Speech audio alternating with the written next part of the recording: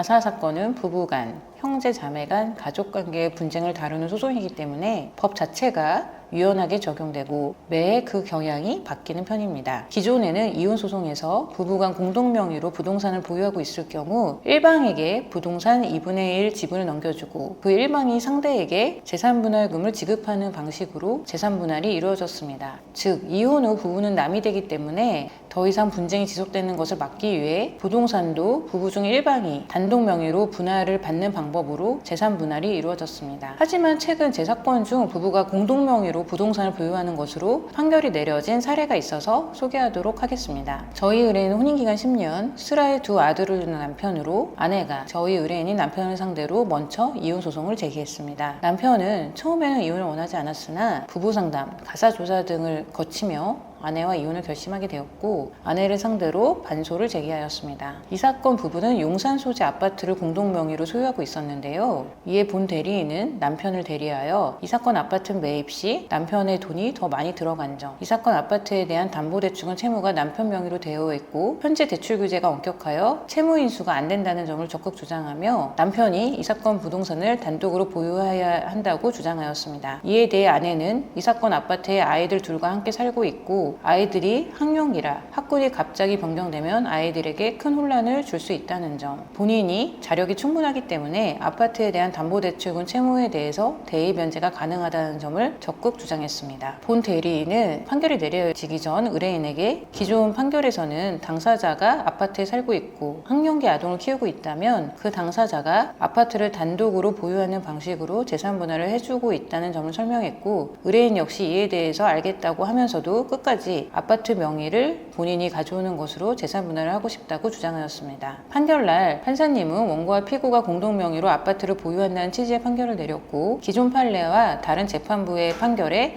다소 당황할 수밖에 없었습니다. 다행히 이 사건은 원고와 피고 모두 공동 명의로 아파트를 보유하는 것에 만족하였습니다. 아내는 상대방에게 재산분할금으로 거액을 줄 돈이 없고 아이를 계속 아파트에서 키울 수 있다는 점에 만족하였고 남편은 아이들이 성년이 될 때까지 그 아파트에 살게 하는 것이 좋겠다는 입장이었습니다. 결국 원고와 피고 쌍방 항소를 제기하지 않아 판결이 확정되었습니다. 이 판결을 받고 저도 주변의 가사 전문 변호사님들과 많이 회의를 해보았는데요. 이렇게 공동 명의로 보유하라는 취지의 판결을 받아본 적은 한 번도 없다고 합니다. 이러한 판결이 일시적으로 내려진 것인지 아니면 이혼소송지 재산 분할 방법에 대한 트렌드가 바뀐 것인지는 좀 더 지켜봐야겠습니다.